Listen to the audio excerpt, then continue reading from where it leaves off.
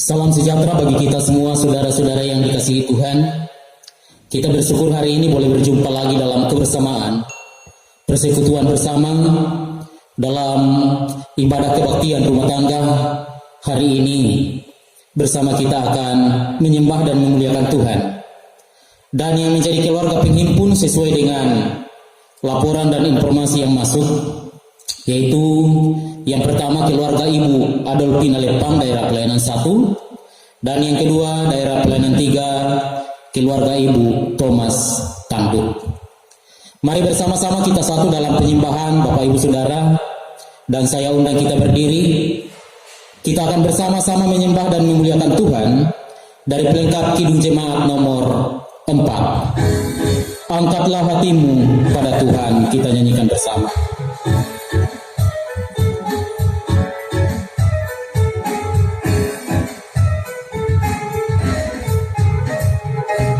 Angkatlah hatimu pada Tuhan, jadikan kecapi dan menari.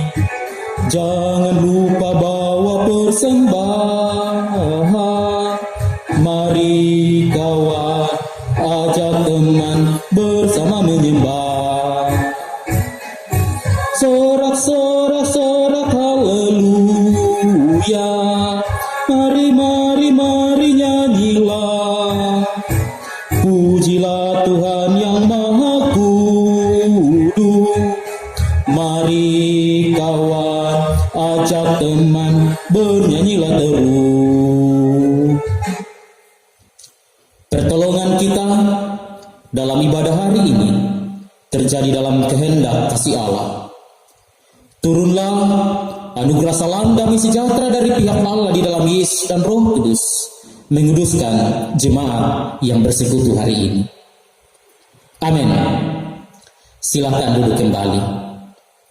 Bapak Ibu Saudara yang dikasihi Tuhan, di tengah sukacita kebersamaan hari ini, kita akan merenungkan sebahagian dari firman Tuhan. Karena itu, sebelum kita satu dalam doa membaca dan merenungkan firman Tuhan, mari kita kembali angkat pujian NKB nomor 7.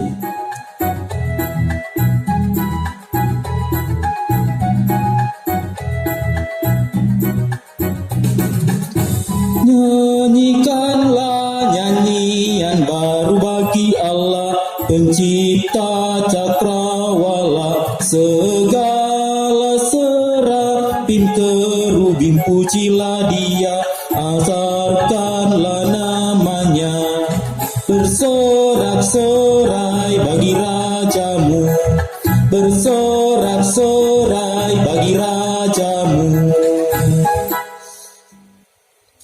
Mari kita berdoa untuk firman yang akan kita baca hari ini. Kita berdoa. Terima kasih Tuhan Yesus, kami boleh dipersekutukan lagi dalam persekutuan dengan Tuhan hari ini. Kami akan bersama-sama membaca dan merenungkan firman-Mu ya Allah. Layakkanlah kami, urapilah kami semua, sehingga firman-Mu sungguh menjadi perenungan yang indah dalam kehidupan ini. Berfirmanlah Tuhan Yesus, kami sudah siap merenungkannya. Amin. Jemaat yang dikasihi Tuhan, bahagian Alkitab yang saya siapkan untuk menjadi perenungan kita bersama hari ini dari kitab Injil Matius pada pasalnya yang ke-15 ayat 10 dan ayat 11 menjadi bacaan dan perenungan kita. Injil Matius pasal 15 ayat 10 dan ayat 11 berbunyi sebagai berikut. Lalu Yesus memanggil orang banyak dan berkata kepada mereka, dengar dan camkanlah, bukan yang masuk ke dalam mulut yang menajiskan orang, melainkan yang keluar dari mulut, itulah yang menajiskan orang. Amin untuk firman Tuhan. Bapak Ibu Saudara-saudara yang dikasihi Tuhan, tema perenungan kita hari ini, kita akan gumuli bersama-sama dalam tema kebiasaan atau kehendak Tuhan. Kebiasaan atau kehendak Tuhan. Saudara-saudara yang diberkati dan dilindungi oleh Tuhan, bacaan kita pada saat ini dalam Injil Matius pasal 15 berbicara tentang bagaimana Yesus menegur sikap hidup orang-orang yang boleh dikatakan munafik lah, lain di bibir, lain di hati. Ini sebenarnya adalah teguran Yesus kepada imam-imam, ahli-ahli Taurat dan orang-orang Farisi pada saat itu, bahwa saat itu ada kebiasaan sebelum makan harus cuci tangan. Itu kebiasaan pada saat itu. Nah, atau kebiasaan membasuh tangan terlebih dahulu sebelum makan. Kebiasaan itu kemudian menjadi sebuah tradisi atau adat istiadat orang Yahudi. Adat istiadat orang Yahudi, cuci makan sebelum makan. Yang pada akhirnya adat istiadat itu menjadi salah satu hukum yang ditetapkan oleh orang-orang Yahudi, sehingga ketika ada orang yang tidak mencuci tangan atau membasuh tangan sebelum makan, itu dianggap melanggar aturan dan tradisi adat istiadat saat itu. Dan bagi mereka yang melanggar adat istiadat seperti itu, mereka dianggap orang berdosa. Nah, suatu ketika orang Farisi kemudian mencelah sikap pengikut-pengikut Kristus pada saat itu yang menjamah makanan sebelum mereka membasuh atau mencuci tangannya. Bapak Ibu Saudara yang dikasihi Tuhan, kebiasaan mencuci tangan sebelum makan pada prinsipnya ini bagus, baik, dari unsur kesehatan tentunya, dari unsur kebiasaan, apalagi dalam situasi kondisi kita. Salah satu protokol kesehatan yang diterapkan adalah harus rajin mencuci tangan dengan sabun menggunakan air mengalir. Entah mau makan, entah dari perjalanan yang jauh, ataupun dikatakan setiap saat harus rajin mencuci tangan, harus dibudayakan. Tetapi saya kira ini bukanlah sesuatu yang kemudian akan mencap orang berdosa, tidaknya. Tapi saya kira ini dari sisi kesehatan.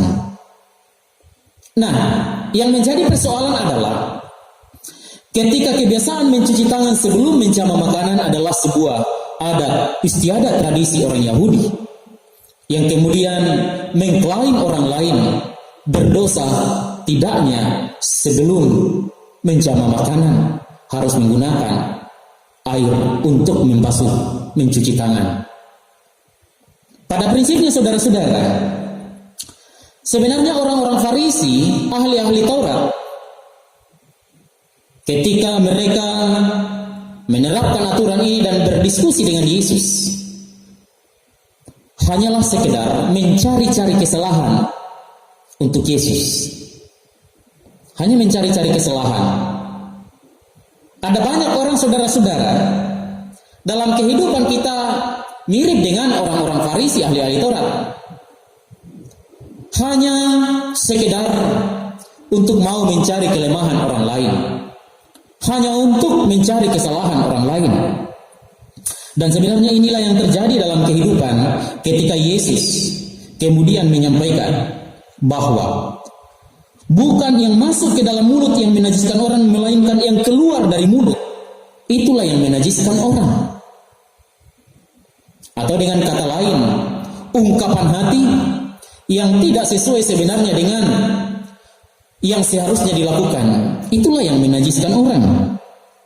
Yesus sebenarnya mengutip kata-kata Nabi Yesaya yang menegur umat Tuhan yang beribadah hanya mengikuti ritual belaka tanpa penghayatan iman yang benar, tanpa penghayatan iman yang sesungguhnya. Bahwa ritual dan segala peraturan adat istiadat mereka jalankan dengan tekun, tetapi mereka tidak menjalankan kehendak Tuhan. Dan Yesus sangat menegur dengan sangat keras orang-orang seperti ini, termasuk ahli-ahli Taurat, orang-orang Farisi. Bapak Ibu Saudara yang dikasihi Tuhan, dan ini menarik untuk kita renungkan bersama.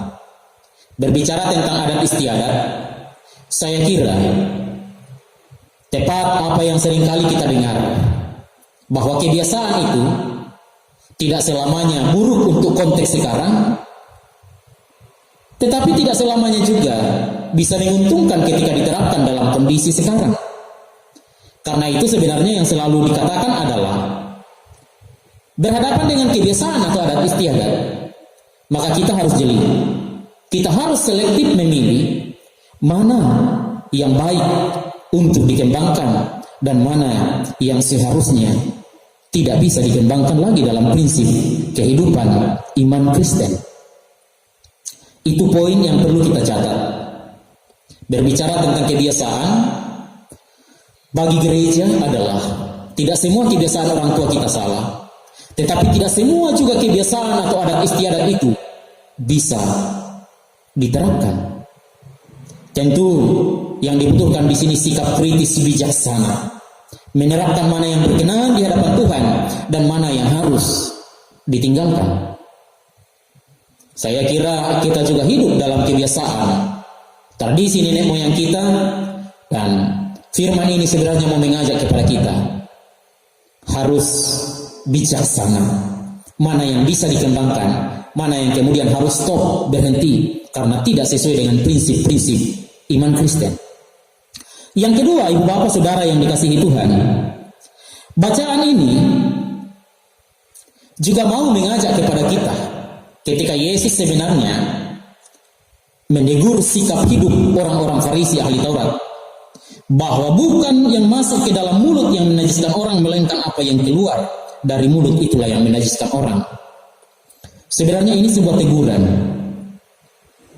karena sikap orang Farisi dan ahli Taurat untuk kemudian menjebak Yesus,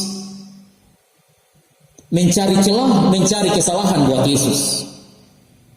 Hati dan pikiran ahli-ahli Taurat, orang-orang Farisi, sudah dipenuhi dengan niat jahat yang hendak ingin menyingkirkan Yesus, yang akhirnya membuat mereka merasa tidak nyaman, tidak rukun, tidak punya kedamaian terhadap pribadi Yesus dan pengikut Yesus. Juga mau mengatakan kepada kita bahwa sikap seperti ini adalah sikap yang sungguh sangat jauh dari apa yang dikehendaki oleh Tuhan. Sikap hati, pikiran yang selalu menilai salah orang lain, menilai negatif orang lain, adalah tindakan yang tidak benar, yang bisa merusak keharmonisan hidup bersama, yang bisa merusak kehidupan persekutuan. Karena keharmonisan dan persekutuan hidup itu berakar dari sikap hati kita masing-masing. Hati yang dipenuhi dengan kebencian, jiwa dan pikiran yang dipenuhi dengan iri hati, cenderung akan menghakimi orang lain dan akan membuat jurang pemisah antara kita dengan orang lain ketika hati, jiwa dan pikiran kita tidak lagi bersih, tidak lagi positif. Ketika hati, jiwa dan tubuh pikiran ini selalu negatif terhadap kehidupan orang lain, maka ini adalah salah satu faktor yang bisa dipakai oleh iblis untuk merusak keharmonisan dan kerukunan hidup bersama. Karena itu jemaat yang dikasihi oleh Kristus Yesus, dari bacaan ini poin yang bisa kita renungkan bersama adalah bagaimana kita berjalan menempatkan kehendak Allah lebih utama kehendak Tuhan sebagai sesuatu yang prioritas, yang paling utama daripada kehendak-kehendak duniawi, termasuk dalam tradisi atau kebiasaan-kebiasaan. Bagaimana memposisikan kehendak Tuhan yang lebih utama. Jangan sampai terbalik. Seringkali jangan sampai kebiasaan, tradisi yang mendominasi kehendak Tuhan terabaikan. Yang kedua, ibu bapak, hidup ini akan menjadi indah. Hidup ini akan menjadi baik. Hidup ini akan penuh dengan keharmonisan ketika kita bisa membina kerukunan hidup bersama satu dengan yang lain. Bandingkan khutbah kita hari Senin yang lalu, Mazmur 133. Sebaliknya, hidup yang diwarnai dengan ketegangan, bahkan keterpisahan karena iri hati, karena kebencian, karena dendam, karena mungkin juga cara pandang yang keliru, sikap memberontak terhadap Allah akan membuat kehidupan ini tidak berkenan di hadapan Tuhan. Ingat, Allah yang kita sembah di dalam Yesus Kristus adalah Allah yang penuh kasih. Ia menempatkan kehendak Allah di atas, lebih utama, lebih prioritas ketimbang kebiasaan, tradisi, adat istiadat Yahudi. Tuhan tidak mempersoalkan cuci tangan sebelum makan. Yang Tuhan persoalkan adalah sikap hidup, pikiran, hati yang selalu bersih dengan motivasi yang benar. Jangan sama seperti kehidupan ahli-ahli Farisi. Apa ahli-ahli Taurat, orang-orang Farisi yang selalu mau menilai jelek orang lain, yang selalu menilai negatif kehidupan orang lain, yang dianggap saingan harus disingkirkan. Jangan. Yang seharusnya bahwa kita harus membina hubungan yang baik dengan semua orang. Dendam, iri hati, cemburu tentu harus dihilangkan dari sikap pemikiran kita semua. Yang dikembangkan adalah bagaimana berupaya, bagaimana berusaha untuk mengembangkan hidup yang penuh dengan keharmonisan, kesejukan, kedamaian, dan selalu membangun hidup yang harmonis satu dengan yang lain. Selamat membina kerukunan hidup yang penuh dengan damai dengan semua orang melalui kasih Kristus Yesus. Amin. Kita bersyukur Bapak Ibu Saudara yang dikasihi Tuhan. Firman-Nya kembali boleh kedengaran di tengah-tengah persekutuan kita saat ini. Karena itu kita akan diajak merespon kebenaran firman Tuhan ini untuk selalu membangun hidup bersama dengan penuh sukacita. Kita merespon firman Tuhan sambil bersama-sama kita menyanyikan pujian kepada Tuhan dari NKB nomor 93. Kita akan nyanyikan untuk hormat dan kemuliaan nama Tuhan. Kita nyanyikan segala puji baginya di tahta mulia.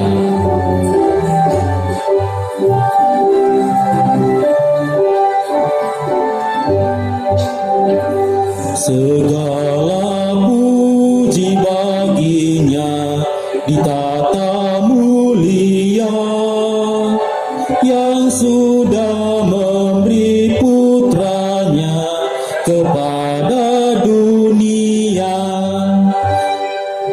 Puji namanya, mari pujilah namanya. Puji namanya, mari pujilah namanya. Kita akan bersama-sama satu dalam doa syafaat. Dan dalam doa syafaat ini tentunya kita akan bersama-sama mendukung kehidupan keluarga yang menjadi keluarga penghimpun saat ini, yaitu keluarga Ibu Adolfina Lepang dan keluarga Ibu Thomas Tanduk sesuai dengan laporan dan informasi yang ada. Mari kita satu dalam doa. Terima kasih Tuhan Yesus, firman-Mu boleh kedengaran hari ini. Terima kasih atas berkat kasih-Mu. Biarlah kami sungguh akan diterangi dengan firman kebenaran-Mu untuk selalu membina kerukunan hidup yang penuh dengan kedamaian bagi semua orang tanpa terkecuali. Bapa di surga, kami mau berdoa buat saudara-saudara kami yang menjadi keluarga penghimpun saat ini, keluarga Ibu Adolfina Lepang, keluarga Ibu Thomas Tanduk. Berkati mereka ya Allah, sehingga kehidupan keluarga Ibu Adolfina Lepang, kehidupan keluarga Ibu Thomas Tanduk dalam masa tuanya, mereka akan selalu diberkati Tuhan, mereka selalu dipelihara oleh Tuhan, sehingga meskipun mereka ada dalam usia tua, tetapi mereka tetap dianugerahi kasih karunia, mereka tetap dipelihara Tuhan, dan semangat hidup Tuhan akan tetap nyatakan di tengah-tengah kehidupan di masa tua mereka. Bapa di surga, kami mau berdoa buat kehidupan mereka di masa tua. Mereka mungkin punya rencana-rencana hidup di masa tua. Tuhan berkati, sehingga meskipun di masa tua, rencana-rencana mereka akan selalu penuh sukacita di dalam Allah. Termasuk kami mau berdoa Bapa, anak-anak cucu dari keluarga Ibu Adolfina Lepang, Tuhan berkati anak-anak cucu dalam rumah tangga mereka masing-masing. Biarlah rumah tangga anak-anak mereka penuh dengan damai sejahtera. Keluarga anak-anak Ibu Adolfina Lepang akan selalu merasakan berkat-berkat Allah. Kami berdoa untuk pergumulan-pergumulan hidup, masalah pekerjaan, Tuhan selalu memberikan yang terbaik. Bahkan cucu-cucu Ibu Adolfina Lepang akan bertumbuh sehat dalam kasih-Mu. Berkati juga keluarga Ibu Thomas Tanduk, anak-anak mereka Bapa, Tuhan berkati, sehingga anak-anak cucu Ibu Thomas Tanduk tetap juga merasakan kasih karunia Allah. Hidup anak-anak cucu, usaha-usaha anak cucu akan selalu berkembang, berhasil di dalam nama Tuhan. Berkati keluarga Ibu Adolfina Lepang, berkati keluarga Ibu Thomas Tanduk. Berkati jemaat-Mu di mana saja mereka berada ya Allah. Peliharakan hidup mereka, sehingga kehidupan anak-anak cucu, keluarga Ibu Adolfina Lepang, Ibu Thomas Tanduk akan selalu merasakan damai sejahtera-Mu. Berkati jemaat-Mu, sehingga jemaat-Mu bersuka cita, jemaat-Mu merasakan damai sejahtera-Mu, jemaat-Mu menjalani hidup penuh sukacita, damai sejahtera dari Allah. Berkati bangsa dan negara kami Bapa, kami bersyukur untuk semangat sukacita mengisi kemerdekaan. Hidup ini akan indah di dalam nama Tuhan. Berkati setiap ungkapan syukur kami, semuanya akan menjadi kurban yang berkenan berbau harum di hadapan Tuhan. Terima kasih Bapa. Ini syukur dan syafaat kami alaskan di dalam Yesus yang sudah mengajar doa Bapa kami bersama demikian. Bapa kami di surga, dikuduskanlah nama-Mu, datanglah kerajaan-Mu, jadilah kehendak-Mu di bumi seperti di surga. Berikanlah kami hari ini makanan kami yang secukupnya, dan ampuni kami akan kesalahan kami, seperti kami juga mengampuni orang yang bersalah kepada kami. Dan janganlah membawa kami ke dalam pencobaan, tetap lepaskanlah kami dari yang jahat. Karena Engkau yang mempunyai kerajaan dan kuasa dan kemuliaan sampai selama-lamanya. Amin. Saudara-saudara yang dikasihi Tuhan, kita akan bersama-sama menerima berkat Tuhan. Karena itu saya undang kita semua berdiri. Kita berdiri dan menyatakan hormat pujian kita kepada Tuhan untuk menerima berkat-Nya. Kita membuka pelengkap Kidung Jemaat 258 yang akan menjadi ungkapan iman bersama untuk menerima berkat Tuhan. Ku ingin selalu dekat padamu.